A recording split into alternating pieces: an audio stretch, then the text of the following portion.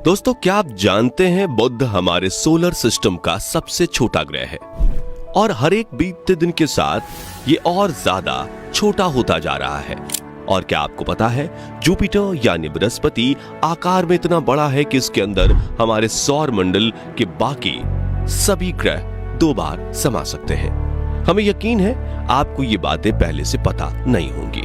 इसका कारण यह है कि पूरे सौर मंडल में सिर्फ पृथ्वी ही हमारा ग्रह है और हम बस इसी के बारे में जानते हैं। लेकिन क्या आपने कभी सोचा है कि सौर मंडल के बाकी ग्रहों की जमीन, वहां का वायुमंडल, हवा, पानी और तापमान कैसा है और इन अलग अलग ग्रहों से हमारा सूर्य कैसा दिखाई देता है? आज हम आपको सौर मंडल के सभी ग्रहों की एक ऐसी सैर कराने वाले हैं जिसके बाद आप इन्हें कभी भूल नहीं पाएंगे। साथ ही हम आपको एक एक ग्रह के रियल तस्वीरें और फुटेज भी दिखाएंगे ताकि आप इनका असली रूप देख सकें। इसलिए वीडियो को अंत तक जरूर देखिएगा। दोस्तों, हमारे सौर मंडल में कुल 8 ग्रह हैं जिनके नाम मरकरी बुध, वीनस शुक्र, अर्थ पृथ्वी, मार्स मंगल, जुपिटर बृहस्पति, सैटर्न शनि, यूरेनस अरुण और नेपच्यून यानी वरुण है। चलिए अब एक एक करके इन सभी प्लैनेट्स की सैर पर चलते हैं। सबसे पहले बात करते हैं मरकरी की, जो सभी ग्रहों में सूर्य के सबसे ज्यादा नजदीक है। मरकरी सूर्य से सिर्फ 58 मिलियन किलोमीटर दूर है और इसका अपना कोई वायुमंडल नहीं है। इसकी सतह चांद की तरह गड्ढों से भरी हुई है और ये कोई ऐसे वैसे मामूली गड्ढे नहीं है, बल्कि उल्कापिंड और धूमकेतु के गिरने से बने हैं। ये गड्ढे आकार में कई कई किलोमीटर तक लंबे और चौड़े गहरे भी हैं। मरकरी पर खोजे गए सबसे बड़े गड्ढे का व्यास करीब 1500 किलोमीटर है। कोई वायुमंडल ना होने की वजह से यहाँ दिन में तापमान 450 डिग्री सेल्सियस तक पहुंच जाता है, जबकि रात के समय -180 डिग्री को क्रॉस कर जाता है। इसलिए इस ग्रह पर इंसानों का ठहरना बिल्कुल नामुमकिन है। आकार में ये ग्रह हमारे पृथ्वी का 40% ही है और इतना ही नहीं, हर एक बीतते दिन के साथ ये श्रिंक होकर और भी छोटा होता जा रहा है। वैज्ञानिक बताते हैं कि पिछले करीब 4 बिलियन सालों में ये ग्रह 14 किलोमीटर घट चुका है और इसके घटने की वजह है रात को पड़ने वाली सर्दी। हैरानी की बात यह है कि सूर्य के सबसे ज्यादा नजदीक होते हुए भी ये सौर मंडल का सबसे गर्म प्लेनेट नहीं है। चलिए अब चलते हैं हमारे सोलर सिस्टम के दूसरे ग्रह शुक्र यानी वीनस की तरफ, जो सूर्य से 108.2 मिलियन किलोमीटर दूर है।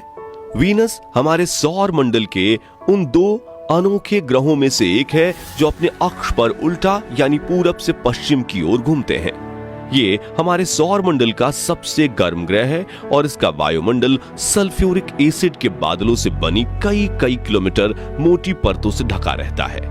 इसके वायुमंडल में मुख्य रूप से कार्बन डाइऑक्साइड मौजूद है, जिसकी वजह से ग्रीन हाउस गैस इफेक्ट बनता है और सूर्य की गर्मी वायुमंडल में कैद होकर रह जाती है। यही वजह है कि इस ग्रह का तापमान 464 डिग्री सेल्सियस को टच कर जाता है। वीनस ग्रह पर कई सारे सक्रिय ज्वालामुखी मौजूद हैं और इसकी सतह भी बड़ी बड़ी चट्टानों और ज्वालामुखी से निकले लावा से मिलकर बनी है। यहाँ का वायुमंडल ये दबाव पृथ्वी की तुलना में 90% ज्यादा है। इसका मतलब ये है कि यहाँ पर चलना हमें ऐसा महसूस होगा जैसे हम समुद्र के कई किलोमीटर नीचे चल रहे हों। यही वजह है कि इस ग्रह पर भेजा गया कोई भी मिशन या स्पेसक्राफ्ट ज्यादा समय तक सरवाइव नहीं कर पाता। साथियों, वीनस के बाद बारी आती है हमारी पृथ्वी की, जो सौर मंडल का अकेला ऐसा ग्रह है जिस पर जीवन संभव है। क्योंकि हम अपनी पृथ्वी के बारे में सब कुछ पहले से ही जानते हैं, इसलिए चलिए इसकी बात हम नहीं करते। तो पृथ्वी के बाद बारी आती है मंगल यानी मार्स की। इस प्लेनेट की सतह और मिट्टी लाल रंग की है और स्पेस से देखने पर यह लाल रंग की गेंद के जैसा नजर आता है, इसलिए इसे रेड प्लेनेट भी कहते हैं। पृथ्वी के बाद मंगल ही एक ऐसा ग्रह है जिस पर हम इंसानों को जीवन के पनपने की सबसे ज्यादा उम्मीद है। यहाँ की जमीन में आयरन की मात्रा बहुत अधिक है और यही इसकी धूल और मिट्टी में भी पाया जाता है। यहाँ का वायुमंडल पतला और ठंडा है जिसके चलते इसकी सतह पर पानी ज्यादा देर तक लिक्विड फॉर्म में नहीं रह पाता। मंगल पर धूल भरी आंधी और तूफान आना आम बात है। सूर्य से करीब 228 मिलियन किलोमीटर दूर होने की वजह से यहाँ का औसत तापमान -55 डिग्री सेल्सियस रहता है, जबकि इसका मैक्सिमम टेम्परेचर सिर्फ 30 डिग्री सेल्सियस तक ही पहुंच पाता है। यहाँ की सतह हमारे पृथ्वी के चट्टानी और रेगिस्तानी इलाकों से काफी मिलती जुलती है। वैज्ञानिकों का अनुमान है कि शायद एक समय मंगल ग्रह पर जीवन रहा होगा। दोस्तों, मंगल के बाद अब नंबर आता है बृहस्पति यानी जुपिटर ग्रह का, जो कि हमारे सोलर सिस्टम का सबसे बड़ा ग्रह है।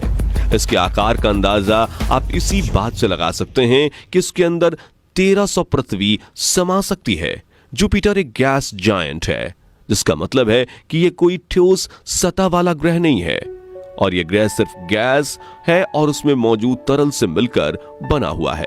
जुपिटर का वायुमंडल मुख्य रूप से हाइड्रोजन और हीलियम गैस से बना है, लेकिन इसमें कुछ मात्रा में अमोनिया और मीथेन भी शामिल हैं। करीब से जुपिटर बेहद खूबसूरत और रंगीन दिखने वाला बादलों जैसा नजर आता है, लेकिन आप इनकी सुंदरता पर मत जाइएगा, क्योंकि इन बादलों में आप एक सेकंड भी जिंदा नहीं रह पाएंगे। खैर, चलिए आगे बढ़ते हैं अगले ग्रह की ओर, जिसे हम सैटर्न और शनि के नाम से जानते हैं। शनि ग्रह का ख्याल मन में आते ही सबसे पहले हमारा ध्यान इसकी बड़ी बड़ी रिंग्स पर जाता है। आपको बता दें कि ये छल्ले बर्फ के छोटे छोटे कणों और चट्टान के टुकड़ों से मिलकर बने हैं। जुपिटर की तरह ही शनि भी एक गैस जायंट है, यानी इसकी भी कोई ठोस सतह नहीं है, और इसका वायुमंडल 75% हाइड्रोजन, 25% हीलियम और मीथेन व पानी की बर्फ जैसे अन्य पदार्थों के अंश से मिलकर बना है। जुपिटर के बाद शनि हमारे सौर मंडल का दूसरा सबसे बड़ा ग्रह है। पृथ्वी से अगर इसकी तुलना की जाए तो इसका व्यास 10 गुना ज्यादा है। शनि के बहुत सारे चंद्रमा हैं। अब तक इसके 80 से ज्यादा चंद्रमा खोजे जा चुके हैं और वैज्ञानिकों की खोज अभी भी जारी है। कैसिनी नाम के एक अंतरिक्ष यान ने शनि और इसके चंद्रमा का अध्ययन करने में 13 साल से ज्यादा का समय बिताया है। यही वो मिशन है जिसने शनि और इसके छल्ले से जुड़े रहस्यों को पहली बार उजागर किया था। हमारे सौर मंडल में सैटर्न के बाद बारी आती है यूरेनस ग्रह की, जिसे हम अरुण कहकर बुलाते हैं। वीनस के बाद यूरेनस ही एक ऐसा ग्रह है जो अपनी दूरी पर पूरब से पश्चिम दिशा में घूमता है। ये हमारे सोलर सिस्टम का सबसे ठंडा ग्रह है, जिसके चलते इसे आइस जायंट भी कहा जाता है। इस ग्रह का तापमान -224 डिग्री सेल्सियस तक नीचे चला जाता है। यूरेनस का वायुमंडल 83% हाइड्रोजन और 15% हीलियम से मिलकर बना है, जिसके अंदर थोड़ी बहुत मात्रा में मीथेन, पानी और अमोनिया के अंश भी मौजूद हैं। यूरेनस का आकार हमारी पृथ्वी से लगभग 4 गुना बड़ा है। शनि की तरह यूरेनस का भी अपना एक रिंग सिस्टम है, हालांकि ये शनि के जितना प्रसिद्ध नहीं है और बहुत कम लोग इसके बारे में जानते हैं। इन छल्लों की खोज पहली बार 1977 में की गई थी और फिर बाद में साल 1986 के दौरान वॉयेजर 2 अंतरिक्ष यान द्वारा इसकी पुष्टि भी की गई।